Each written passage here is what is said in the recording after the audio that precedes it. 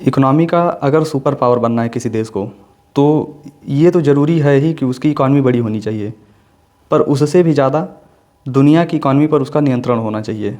बाकी देशों को वो कैसे दबा पाता है, और इसी मामले में यूरोप और अमेरिका बहुत आगे हैं। तभी इनकी साठगांठ से ये पूरी दुनिया को जिस हिसाब से चाहते हैं चलाते हैं। हिपोक्रेसी की कोई लिमिटेशन ही नहीं बचती है।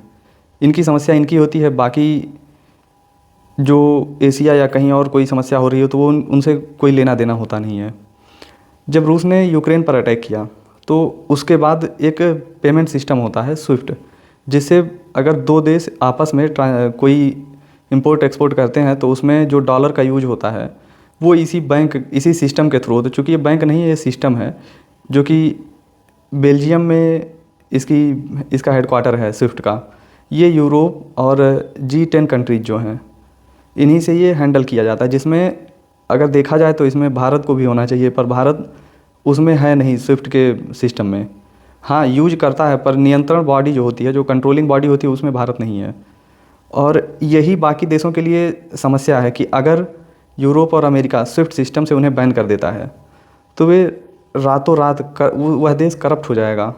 किसी से इंपोर्ट एक्सपोर्ट करने में वह बड़ा ही असहज हो जाएगा, क्योंकि डॉलर के बाद कोई और ऐसी करेंसी है नहीं जिससे दो देश आपस में व्यापार कर सकें। पर भारत, रूस और चीन का थोड़ा इससे अलग है।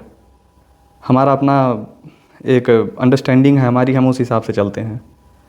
पर इन्हीं सभी मुद्दों को देखते हुए भारत एक सुपर पावर की राह पर निकल गया है। 2024-25 में IMF ने यह बताया है कि भारत जून 2025 तक, मतलब एक साल के अंदर, भारत $130 बिलियन का रियल टाइम डिजिटल पेमेंट कर रहा है। दुनिया में जितना भी ट्रांजैक्शन हो रहा है उसका 50% अकेले UPI से हो रहा है, डिजिटल पेमेंट।